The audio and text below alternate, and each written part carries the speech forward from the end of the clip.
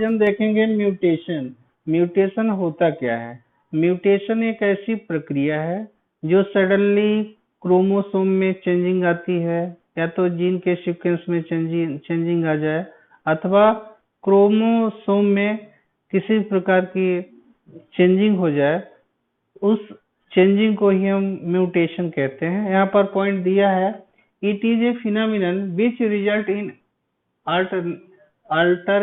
alteration of DNA sequence. Alteration of DNA sequence consequently results in changing of genotype and phenotype of organisms. वह प्रक्रिया होती है, वह phenomenon होती है जिसमें डीएनए का सीक्वेंस चेंज होता है। जब डीएनए का सीक्वेंस चेंज होता है तो किसी भी लिविंग ऑर्गेन्स के जीनोटाइप और फिनोटाइप में परिवर्तन दिखने लगता है। निश्चित रूप से जीनोटाइप में चेंजिंग होगी तो आउटर अपीयरेंस में भी वो परिवर्तन उसमें दिखने लगता है, जिसको हम म्यूटेशन कहते हैं। सेकंड पॉइंट है, one DNA helix run continuously from one end to other end in each chromatid in highly supercoiled form. Hence, loss, deletion or gain, insertion, duplication of sequence of DNA segment results in alteration of chromosome. DNA का helix एक and से दूसरे and पे जब run करता है, उसके base pair के सीक्वेंस या तो लॉस हो जाते हैं या तो कम हो जाते हैं, अथवा उसके नंबर बढ़ जाते हैं।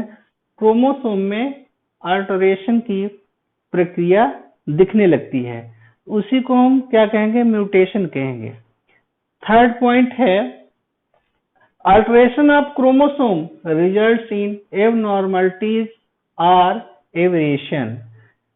जब डीएनए के सीक्वेंस में परिवर्तन हो जाता है अथवा जीन के सीक्वेंस में परिवर्तन हो जाता है, तब उसको हम क्या कहते हैं? क्रोमोसोमल एबनॉर्मलिटीज, अथवा उसको हम एवरेशन के रूप में उसको हम जानते हैं। अगली पॉइंट है, chromosomal aberration is also seen in cancerous cells. मतलब क्रोमोसोमल एवरेशन जो होता है उसको हम कैंसरस सेल में भी उसको हम देख सकते हैं। Mutation also arises due to change in single base pair. It is known as point mutation. Point mutation हम किसको कहेंगे? जब डीएनए के सीक्वेंस में के किसी एक बेस पेयर के चेंजिंग के द्वारा जो म्यूटेशन होता है उसको हम पॉइंट म्यूटेशन कहेंगे। सिकल सेल एनीमिया जो है इसका एग्जाम्पल है। सिकल सेल एनीमिया में जो बेस पेयर का सीक्वेंस होता है वो सिंगल बेस पेयर के सीक्वेंस में अल्टरेशन होता है अथवा चेंजिंग होती है, तब उसको हम क्या कहते हैं? पॉइंट म्यूटेशन कहते हैं। There are many physical and chemical factors which causes mutation, they are called mutagen.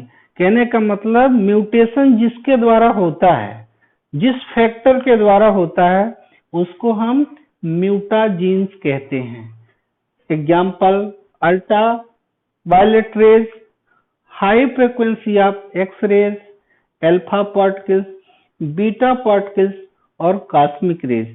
मतलब कहने का मतलब यह है कि फिजिकल और केमिकल फैक्टर्स होते हैं जिसके द्वारा म्यूटेशन काज होता है अपने बॉडी में। लिविंग थिंग्स ऑर्गेनिज्म में जो फिजिकल और केमिकल फैक्टर होते हैं उनकी वजह से उसमें म्यूटेशन की प्रक्रिया होती है। जीन के सीक्वेंस में चेंजिंग होती है या क्रोमोसोम के सीक्वेंस में जब चेंजिंग हो जाती है, ये सडनली अचानक हो जाती है, तो उसको हम म्यूटेशन के रूप में बता सकते हैं कि ये म्यूटेशन है।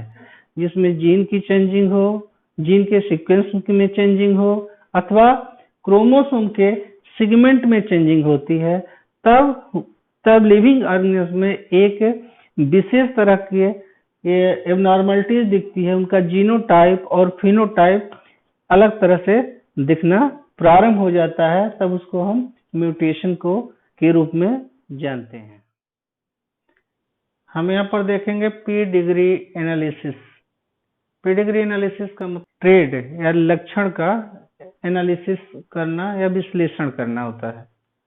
यहाँ पॉइंट है, it is a record of inheritance of a certain genetic traits for 2 or more generation presented in form of diagram. इसमें कहने का मतलब ये है कि 2 या उससे अधिक जनरेशन में एक निश्चित आनुवंशिक लक्षण का एक रिकॉर्ड है, जो कि डायग्राम के फॉर्म में इसको दिखाया जाता है, रिप्रेजेंट किया जाता है, जिसको हम पेडिग्री एनालिसिस बोलते हैं। The individual from which pedigree is initiated called proband और प्रोपोसिटस। प्रोपोसिटस का मतलब यह है कि प्रोपोसिटी का मतलब मेल होता है और प्रोपिस्टा का मतलब होता है फीमेल।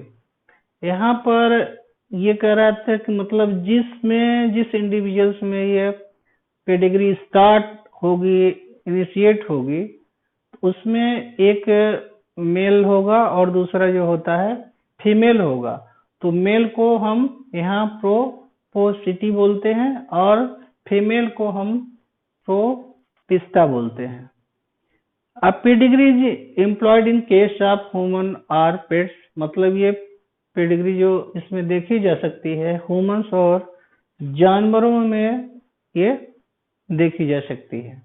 तो सिर्फ यहाँ कहने का सिर्फ यह मतलब है कि 2 या 2 से अधिक जनरेशन में एक निश्चित आनुवंशिक लक्षण का यह एक रिकॉर्ड है, जिसको हम एक डायग्राम के फॉर्म में उसको हम रिप्रेजेंट करते हैं, जिसमें यह पेडिग्री एनालिसिस की जाती है। उसमें एक मेल और एक फीमेल से स्टार्ट होती है। मेल वाले को हम प्रोपोसिटी बोलते हैं और फीमेल वाले को हम प्रोपिस्टा बोलते हैं। ठीक है। और दूसरी चीज है कि ये ह्यूमन और एनिमल्स में ये इसको देखा जा सकता है। नीड ऑफ पेडिग्री एनालिसिस, हमें इसकी आवश्यकता क्यों पड़ती है? फर्स्ट पॉइंट है, generation time is long to 20 or more than 20 years, क्योंकि ये जनरेशन 20 या उससे ज्यादा ईयर्स की होती है, जिसकी वजह से हमको पेडिग्री एनालिसिस की आवश्यकता पड़ती है। सेकंड पॉइंट है यहाँ, research work can be observe for 2 or 3 generation only, मतलब रिसर्च वर्क 1, 2 या 3 जनरेशन में ही हम कर सकते हैं और उससे ज्यादा नहीं कर पाते हैं, जिसकी वजह से हमको पेडिग्री एनालिसिस यहाँ करना पड़ता है। ह्यूमन्स है 46 chromosome number that is too large. Human beings में 46 क्रोमोसोम्स होते हैं, जो कि ज्यादा अमाउंट में होते हैं। उसका स्टडी करना इतना आसान नहीं है, क्योंकि उसमें नंबर ऑफ क्रोमोसोम ज्यादा होते हैं, जिसकी वजह से हमको इसका पेडिग्री एनालिसिस का सहारा लेना पड़ता है। फिर नेक्स्ट है, maintaining pedigree helps genetic counsellors to study the inheritance of gene from generation to generation. Pedigree जो है काउंसलर को genetic study generation to generation करने के लिए मदद करता है। अब यहाँ पर हम ये देखते हैं, ये जो सिंबल दिखाई दे रहा है स्क्वायर के फॉर्म में, इसको हम मेल के रूप में रिप्रेजेंट करेंगे। ये सर्किल दिखाई दे रहा है, फीमेल को ये रिप्रेजेंट कर रहा है। और ये जो आप स्क्वायर के फॉर्म में दिखाई दे रहा है इस तरह से, इसको जेंडर अनस्पेसिफाइड है, मतलब इसका पता नहीं जेंडर मेल है कि ये फीमेल है, इसलिए जेंडर अनस्पेसिफाइड लिखा हुआ है। यहाँ पर जो सिंबल्स दिखाई दे रहे हैं तीनों एक क्रॉस के फॉर्म में दिखाई दे रहे हैं, सर्किल और ये स्क्वायर और ये अफेक्टेड इंडिविजुअल्स के फॉर्म में दिखाया गया है। और यहाँ पर मेल और फीमेल की मैटिंग दिखाई गई है। यहाँ पर ये पेरेंट्स को दिखाया गया, parents with their male and female child, इसमें पेरेंट्स हैं मेल और फीमेल और उनके चाइल्ड्स हैं, इनको ये रिप्रेजेंट इस सिंबल के द्वारा रिप्रेजेंट किया गया है।